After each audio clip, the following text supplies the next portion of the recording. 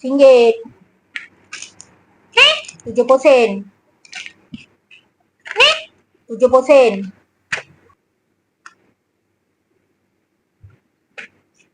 Makan lah. Kau buat apa?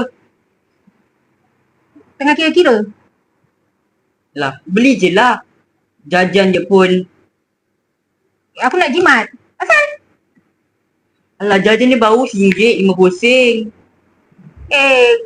Zaman sekarang kau faham lah kena jimat-jimat. Aku hari ni azam baru. Aku nak kena berjimat cermat. Faham? Kau ni jimat. Membazir lah beli semua ni. Dah, lebih sikit lah kira. Cik, kira saya punya ni semua sekali berapa? 3 barang RM3. Awak tak beli ke? Ha? Nak jimat cik katanya. Tapi baguslah. Jimat-jimat ni kan tak membazir duit. Yelah kan, faham lah kan budak zaman sekarang ni. Kalau selagi ada duit, jam 7 lah dia.